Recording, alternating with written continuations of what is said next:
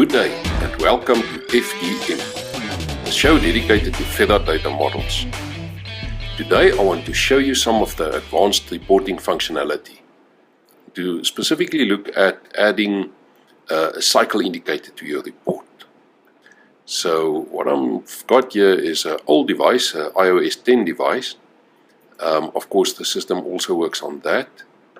And what I'm going to do is to add CPI to the report. So I'm doing a data download from Ferra, adding CPI to it. There we go, that's the series I'm looking for. And downloading at the moment there you can see CPI. US CPI has been added to my report. Let's also add South African CPI. Adding Stats SA data. And I'm going to search for it to speed it up a little bit. So there we go. And that's the CPI I'm looking for. Okay, so now I've got two CPIs and I'm going to create a report with these two. Then I also want a cycle indicator or the session indicator. So let's go to Ferra and let's search for the session indicator.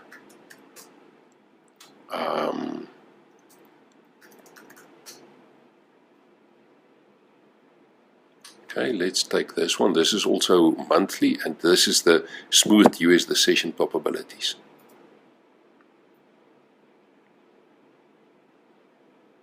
So now I've got three series here. Now this is the session probabilities. So it is a value between 0 and 100, which gives the probability of US the session.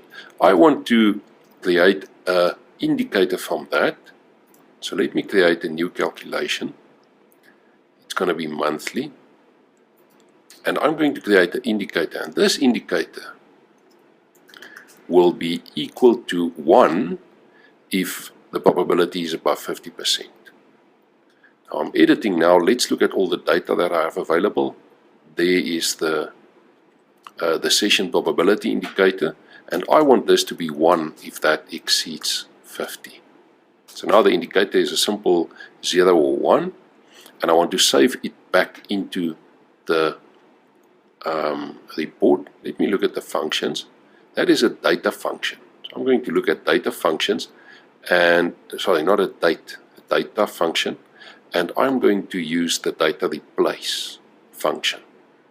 I can also use data put, but that will only work if the series doesn't exist already. So data replace is a bit more robust. If the indicator already exists, it will be overwritten. So let's use data replace indicator. That will store it back into my report, and then just to check it, I'm also going to print it. Okay, so let's run this calculation. There we go. If I look at the log, it tells me that or it gives me a printout of that indicator, and there you can see the times when there was a recession or the probability of a recession was above 50, and right at the end it also tells me that it added a data series to my document or my project. So if I go back to my document or project, here I see there is a new series called indicator, and I can look at that and maybe edit some properties. But for now, this is what I'm looking for, zeros and ones, and I'm going to use that in a moment. So let's start with the report, and I'm going to start with the US CPI, and I'm going to drag that into the report drop location. That will create a new report. There you can see it, that contains US CPI. All right. Now let's add to that South African CPI. So I'm going to drag that and drop it into the report, and then I'm also going to add the indicator to the report. So let me drag the indicator, just grab hold of it and drag it and drop it into the report. So now the report contains 3 time series, which are, and it's spread across 3 pages because of the size, but it contains 3 time series, which are the US, South African CPIs, and this indicator. Okay, so let's start cleaning it up a bit. this is after all about reporting, what you can do with the reports. I'm going to first of all change the titles a bit. So let me change the titles, and the important thing with a report to remember is that you can use this little paintbrush to change the properties of the report. And here you can sort of swipe back to go back to the previous section. That's important to remember. So you can move between these many options, and you can swipe back, or usually you will also, or you could use that button to go back. Something else to keep in mind is that these things are collapsible. So if it's a bit too busy or you're looking for something specific, you can use these arrows to collapse a section if you want. Okay, so let's look at the titles. The title here, let's just call it CPI comparison. Okay. Then the subtitle, let's make the subtitle USA versus RSA.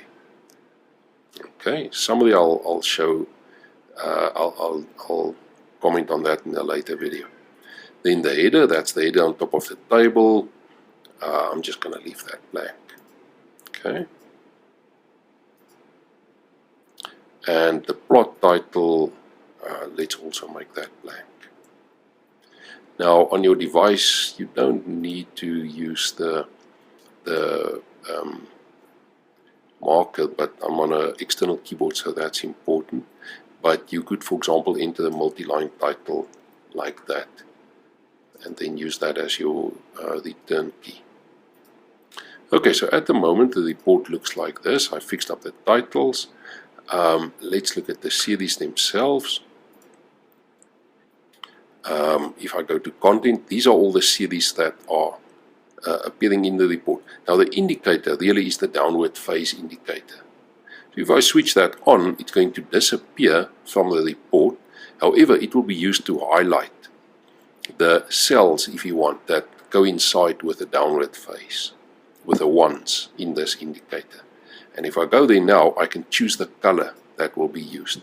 I'm going to leave it on the default, but this color will also be applied, or this same methodology will be applied to the plot, although that color is set in a different place. Here I can choose what color will be used in the plot to indicate, sorry, I'm in the wrong place, this one. Here I can choose the color that will be used, and you can see it's the same at the moment. This is the color that will be used in the plot to indicate the session. Just to show how it differs from the report, I'm going to make it something else. So now if I go to the report, you will see it contains these highlights, these areas where the economy was in a recession, and the plot contains these bars, these areas which indicate times of the session. Okay, so let's continue. I want to clean it up quite a bit more. I'm not really, in this case, interested in the index levels. So I'm going to switch that off. I'm really interested in the percentage change over the course of a year, the year-on-year change. That's what I'm interested in, right? So I'm going to switch that on and switch off the levels. Then this is really for plotting. I'm not going to report this, but I'm interested in the second accumulation, and here I'm going to use the same percentage change. I'm going to use the same percentage change, but I'm going to smooth it using an exponential weight of, let's say, 24 months. All right. Okay, that was for the US. Also, I want to change the label here to USA. Okay. Let's do the same for South Africa. So here I want to change this label to RSA. I don't want to display levels. the first accumulation I want to display, and that should be percentage change. And then I also want to calculate, but not print in the report, a second accumulation. So I don't want to print it, but I want to calculate it as also a percentage change. But that percentage change I want then to smooth using an exponential moving average with 24 months as the length. I could also put in a fraction, and then it will be used as a weight for the smoothing. Okay. So now if you look at the content, there you can see the year, and there on top you can see the USA, below that the South African CPI. You can see times of the session, and the South African CPI only gets published from 2009 on, or 2008 onwards. The percentage changes only from 2009 onwards. Okay. Okay, so let's also change the range. I'm going to change the range of the table. Instead of printing data from 1947, let's print only from 2000. Well, let's make it from 2010, then we've got data for South Africa as well. Okay, the plot can be the full range, but this is where I can change the range of the plot if I wanted to. Okay, so now I've got this report, and that's what the plot looks like. Let's clean up the plot a bit. So in the plot, I want to, for the US, not plot the levels, only plot the first accumulation, but I also want to plot the second accumulation, the moving average. Also want to plot that, right? And the label I use here, I want it to be USA. I'm not going to label the first accumulation, the second accumulation. One label will be enough. Okay, let's go back. So I'm not going to add an accumulation for this. The red to me is used to indicate US. So I just want one label. Let's go to the South African series. I don't want the levels. I want the year-on-year changes, and I also want the exponential weighted moving average of those. And these colors are fine for now. Okay, but I want to change the legend to RSA. Okay, so if I now go to the plot, this is what it looks like. And there you can see South Africa and smooth, the US and smooth. And because there's just a little bit of information for South Africa, the plot looks a bit funny, so I'm going to change the plot range as well. Let's change the plot range, and let's make this from 2000 just to have a bit more of an overlap on screen. Okay, so there we go. Now that is what my plot looks like. There you can see the time when the recession indicator was about 50, financial crisis, and you can see the report looks like this at the moment. Okay. Now, a couple of other things I want to show to you. Here you see the average for the year. Alright, I could switch that off to simplify the report, but I'm going to keep that on for now. Here you can also see the average for the month. So average CPI in January in the USA is 3.4%. So this is a nice way to look at any seasonal fluctuations over the course of a year. Okay, so I've shown you quite a bit. I'll show you one or two additional things. Maybe I want these months up here to be written out a bit more. Then I can go to the formatting and layout, and many options here that control the spacing between elements in the report, and also the header layout. So maybe I'm going to use an abbreviation for the months, and if I switch that on, then the report looks like this. Now remember, these are the accumulations. They normally printed below the levels in a smaller font. So I'm going to change the font a little bit because I want it to be a little bit bigger. So I'm going to change, let's just change the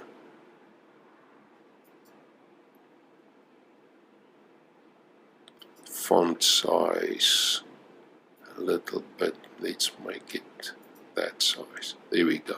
Okay, it's almost too big for my screen. Here I've got some space, so I can make this column a bit smaller to get a bit of additional space. So let's go there, and let's change the title column. Okay, so let me just find the right slider. There we go. Is this it?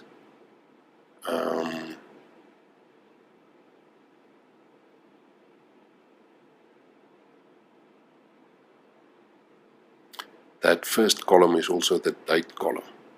So that is the one I'm looking for. So I'm going to make that a bit smaller. The aggregate column is that one, and the date column is also that first column that I'm making a bit smaller at the moment. Okay, so now I've got a real small first column. Then I've got the values in there, and there I've got a little bit of a bigger aggregation. Okay, so let's add maybe a bit of grid to the table. So let's go here, and I want to add some grid between the columns. So let's use that option. You can also set many other options for the grid, but that is what I'm looking for at the moment.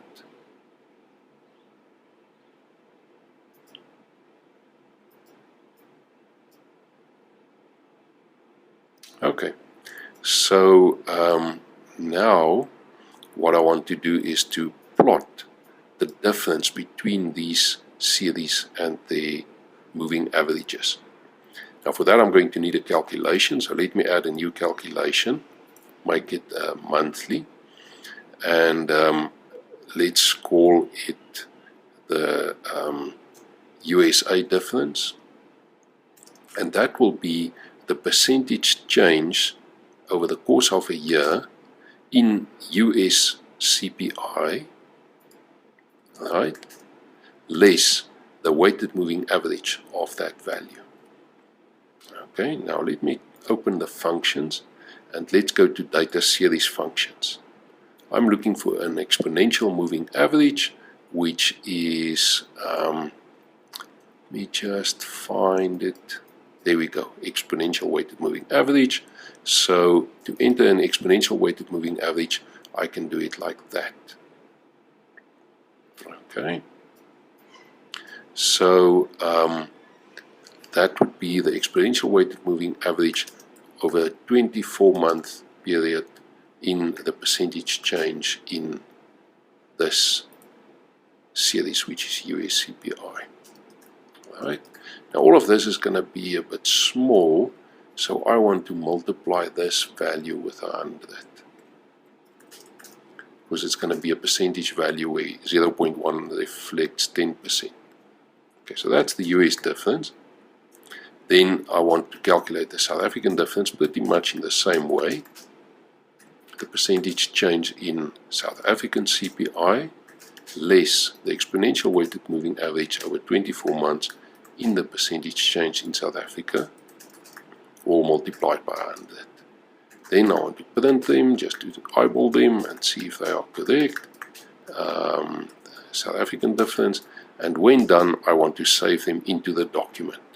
If I go to functions here and I go to the data function, I see data replace is the one I'm looking for. Data replace, I could look at the manual, but for now I'm happy that I'm using it correctly. Data replace USA difference and data replace the South African difference. Okay, so that's it. Let's run this calculation, and something went wrong. Let's look at the log, and the log is complaining about the smoothing weight. Okay, so I'm using the wrong function here.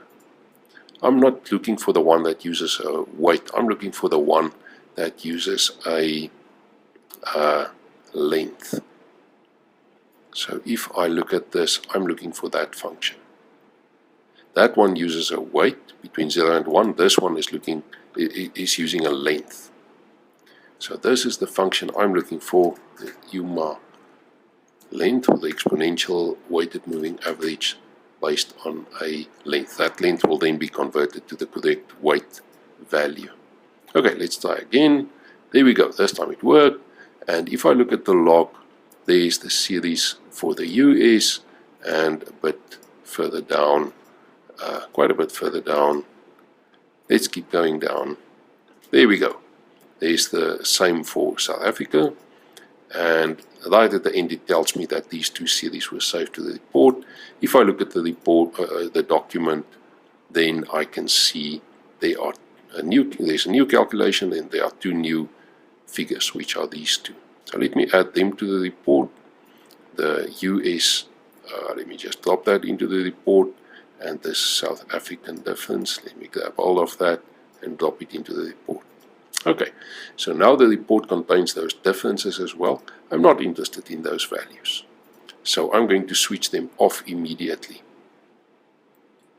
Okay, so the difference here, I'm going to switch off levels and accumulation. I'm not interested in printing that in the report. The same with the South African one. I'm going to switch all of that off, but I want to plot it. So let me go to the plot, and in this case I want to plot the levels. The way I've calculated it, the levels here are what I'm interested in. So let's go to the levels. Now for the US, I want to keep the red color. If I don't want to plot the accumulation. If I keep the red color, then I don't need to create a new label. I can just plot it. I want to plot it on the east axis, where the percentage changes are plotted at the moment. So this should also be on the east axis. I don't want to label it, but I want to use a red for it. So let me check. Well, that's if I'm going to use lines. Actually, in this case, I'm not going to use lines. I'm going to switch off lines and switch on markers, and the marker in this case will be a impulse, like that. A little bar at the bottom, which will show me the difference between the percentage change and its smoothed version. So all of this I'm more or less fine with, except for the color. Let's make this a red to match up with the US. Alright, let me swipe back, and let me click back as well. And now for the South Africa, the same story. Okay, for South Africa, I don't want to plot the accumulation. I do want to plot the levels on the east axis without the label, but I want to set the color to a gray or a black so that it lines up with South Africa. So I'm not sure which color will, well, I'm not interested in the line again. I want to switch off the line. Just go back. But I want to switch on the marker, and for the marker I'm going to use the impulse, and I'm going to make it black. Okay, so let's look at the plot now. There we go. There you can see the difference between those two lines, and plotted in red and in black for the US and South Africa. And yes, that's what I wanted to plot. Okay, so when I'm happy with this report, I can also look at the output options. Maybe I want to print this on an A4 page, and I could select A4 here, and I want it in landscape, and then I get 4 pages. Okay, that is where 2010 starts, 2013. See, I need a little bit of additional work here, but for now I'm going to leave that. Just showing you how you can create a hard copy. This is now a preview of the hard copy. and if I choose export, I can then save my PDF to the cloud or mail it to somebody or something like that. Well, that's it for today. See you soon. Bye-bye.